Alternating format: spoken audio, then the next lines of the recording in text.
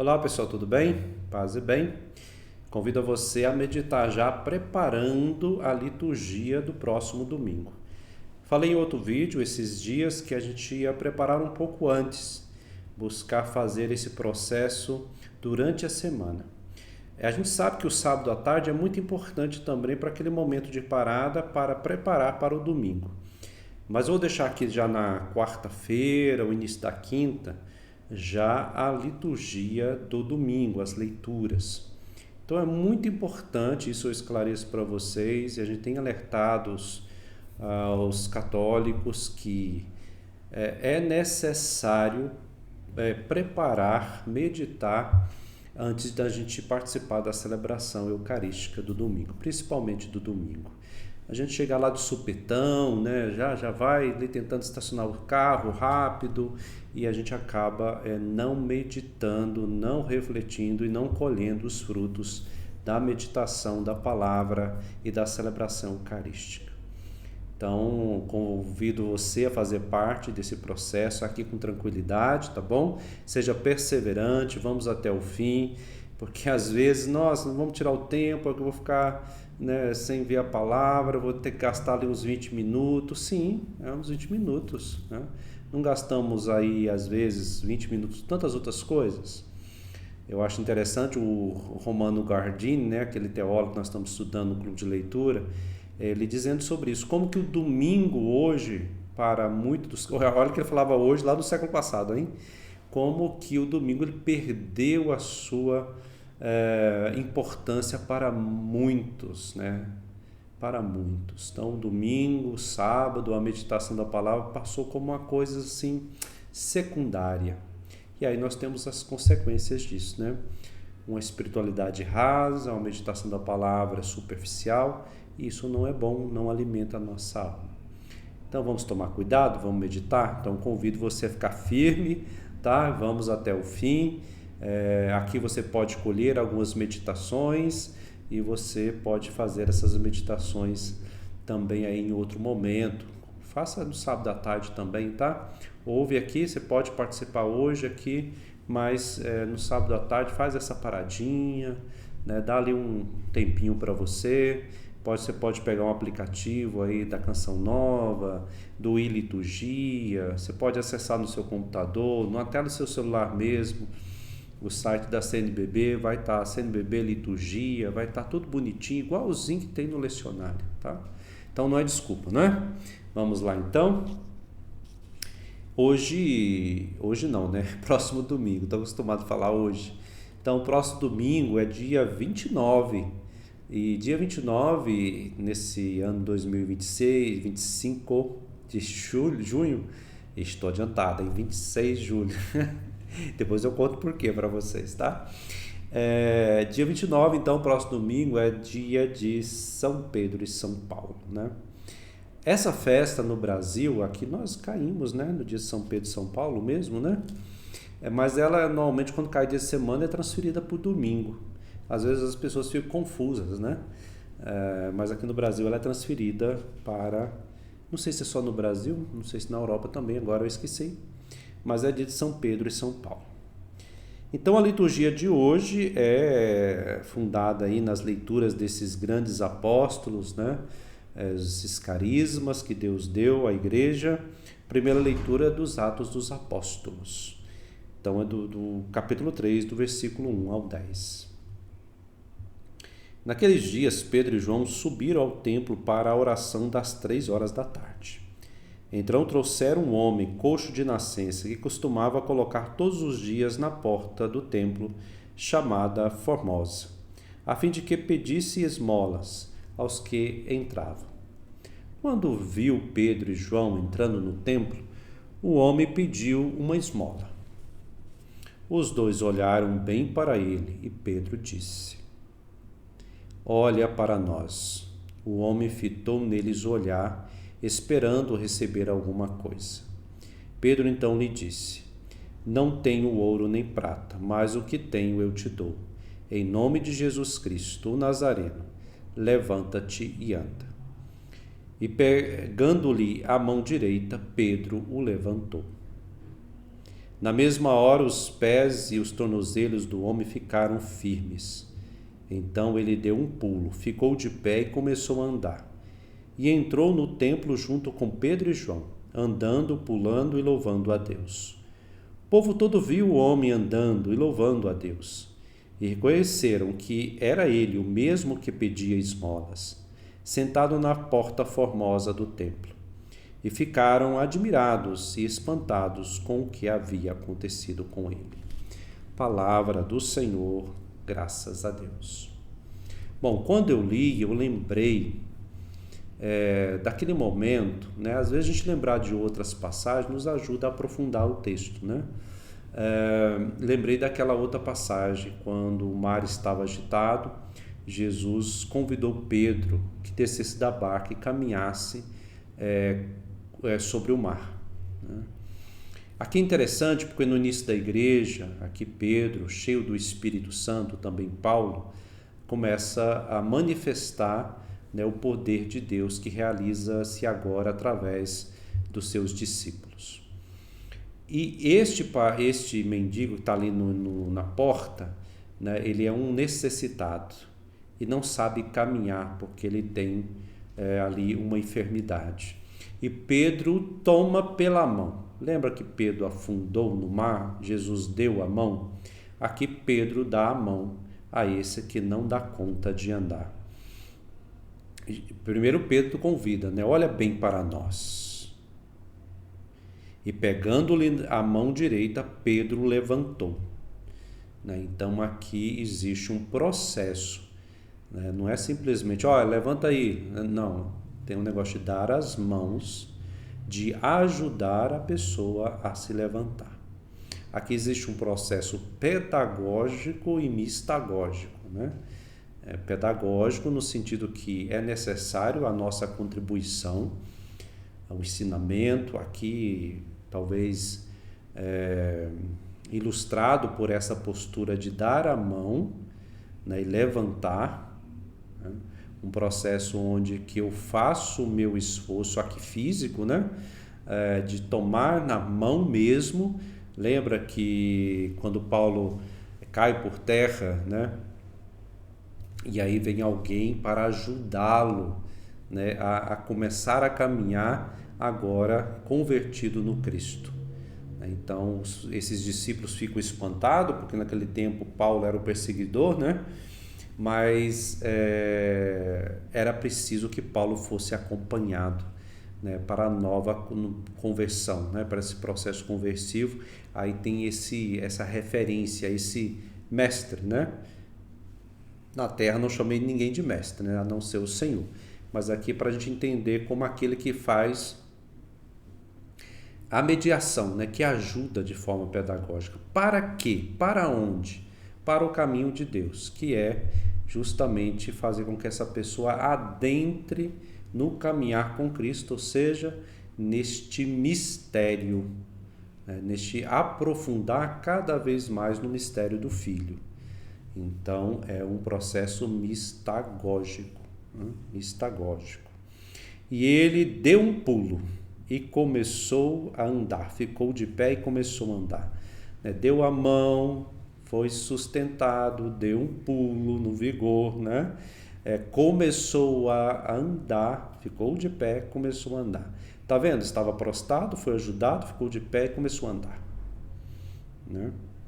Então é esse processo inicial de todos aqueles que voltam para Deus aqui no milagre, né, realizado, onde que a pessoa representa todos aqueles, a gente pode dizer isto, todos aqueles que viriam ser curados, né, de tantos outros males, da ignorância, do fechamento, do coração duro, né? Mas é preciso esses processos pedagógicos para adentrar na mistagogia, no mistério, né? Nesse processo de crescimento em Deus. Muito bem, segunda leitura, Gálatas, capítulo 1, do 11 ao 20. Irmãos, asseguro-vos que o evangelho pregado por mim não é conforme os critérios humanos. Com efeito, não o recebi nem aprendi de homem algum, mas por revelação de Jesus Cristo. Certamente ouviste falar como foi outrora a minha conduta no judaísmo, com que excessos perseguia e devastava a igreja de Deus, e como progredia no judaísmo mais do que muitos judeus de minha idade, mostrando-me extremamente zeloso das tradições paternas. Quando, porém, aquele que me separou desde o ventre materno e me chamou por sua graça, se dignou revelar-me o seu Filho, para que eu pregasse entre as nações, não consultei carne nem sangue, nem subi logo a Jerusalém, para estar com os que eram apóstolos antes de mim. Pelo contrário, parti para a Arábia e depois voltei ainda a Damasco. 3 anos mais tarde fui a Jerusalém, para conhecer Cefas, e fiquei com ele 15 dias. E não estive com nenhum outro apóstolo, a não ser Tiago, irmão do Senhor. Escrevendo essas coisas, afirmo diante de Deus que não estou mentindo. Palavra do Senhor, graças a Deus.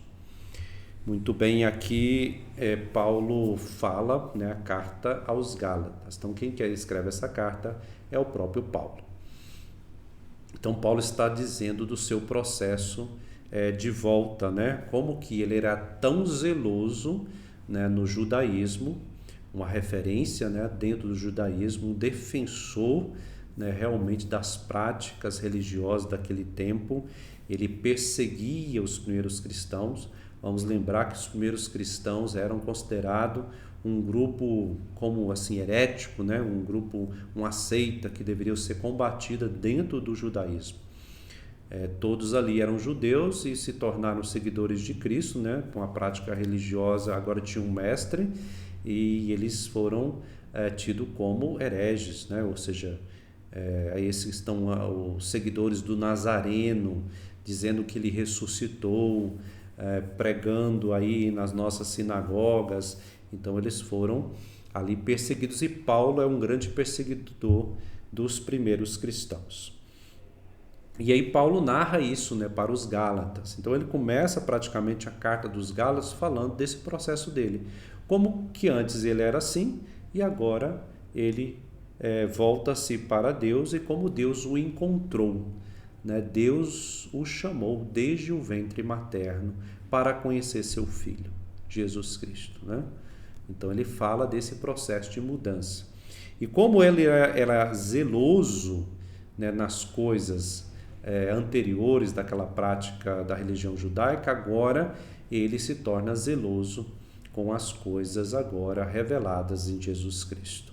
E eles, tendo sido chamado, ele já começa ali a caminhar, primeiro ali passando um tempo com os discípulos nesse processo de mudança, e depois já sendo um grande pregador.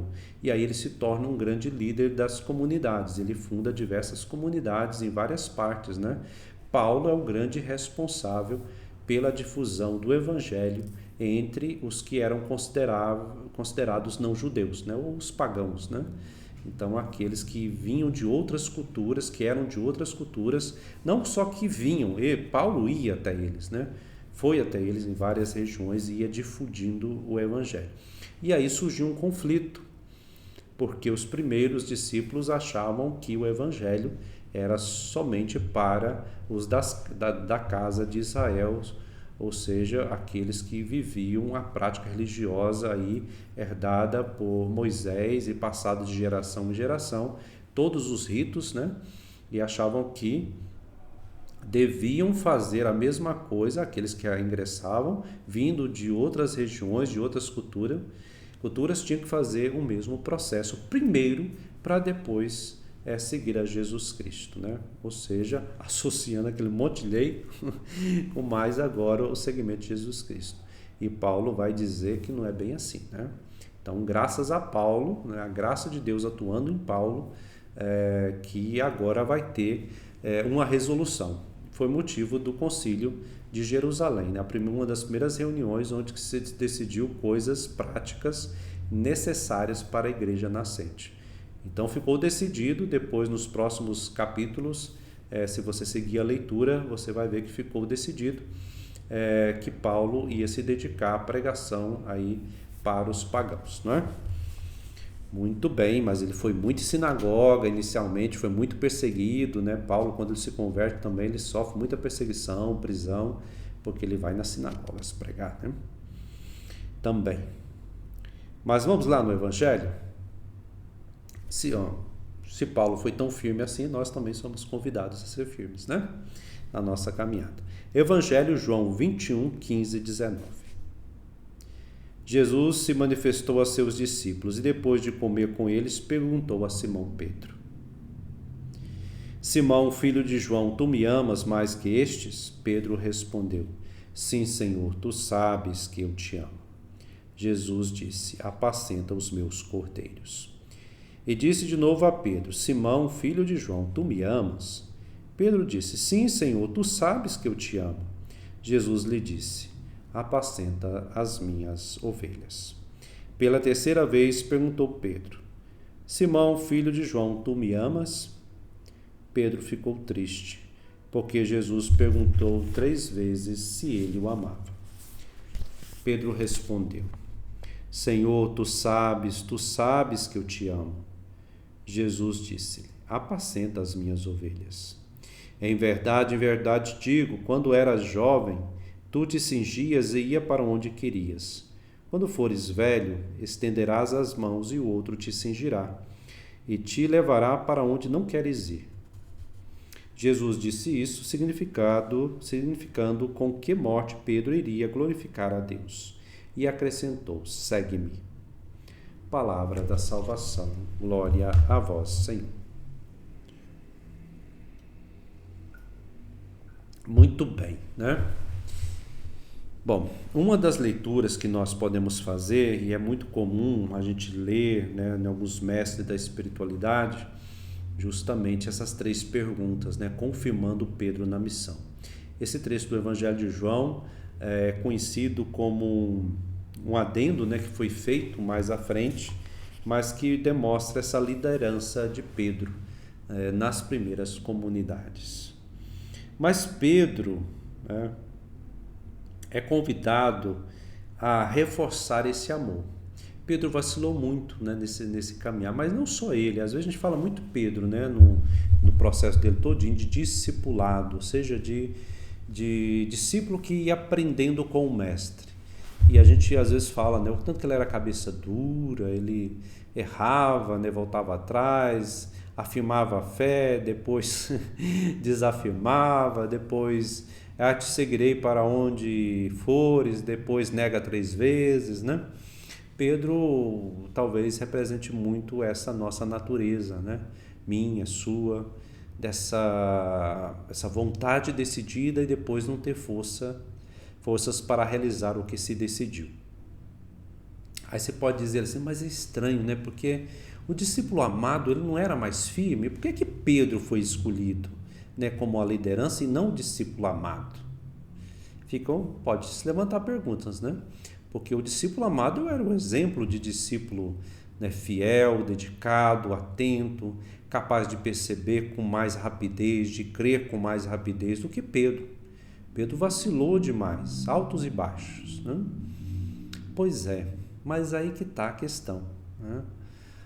É justamente Pedro que tanto nos representa, né, como a capacidade de cair e levantar, que é escolhido. Somente quem passa por essas situações é capaz de ser um líder verdadeiramente. Somente aquilo. Aí você fala assim, então vamos cair, vamos errar para a gente aprender. Não funciona bem assim, né? Um erro premeditado não leva a ensinamento nenhum, né? Mas um erro no sentido que nos atinge, aí a gente aprende com ele se a gente tiver a coragem de levantar. E quando a gente aprende com o erro, a gente se torna mais forte naquilo, né? Ou seja, a gente aprende.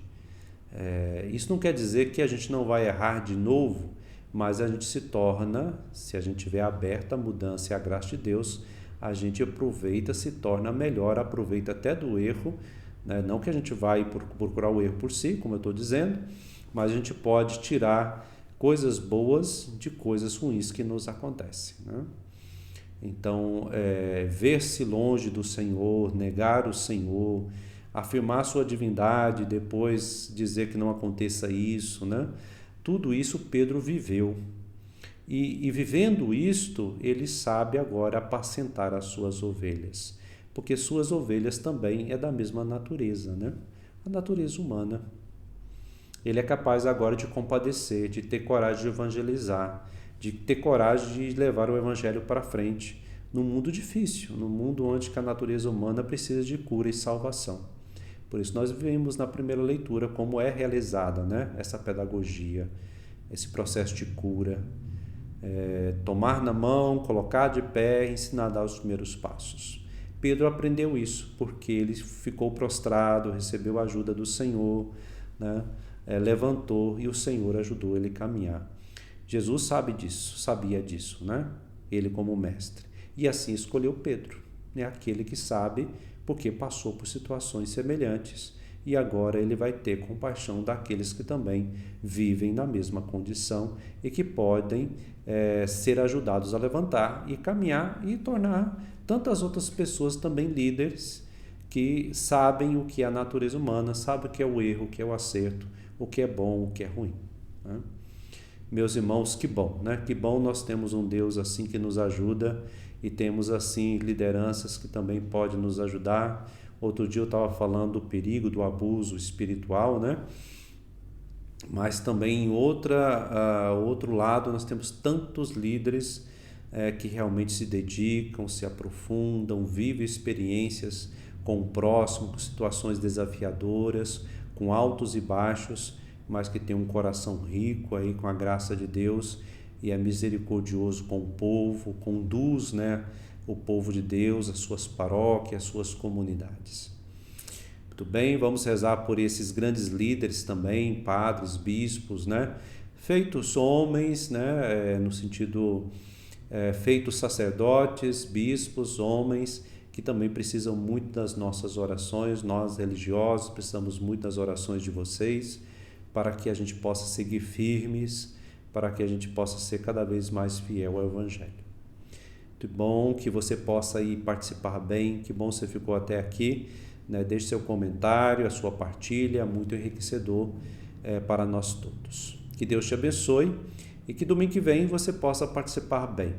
Se você gostou desse formato, de deixar o vídeo aí já na quarta-feira à noite, comenta aí embaixo, tá? Para a gente continuar esse trabalho. Com Deus, Deus te abençoe, boa celebração. Tchau.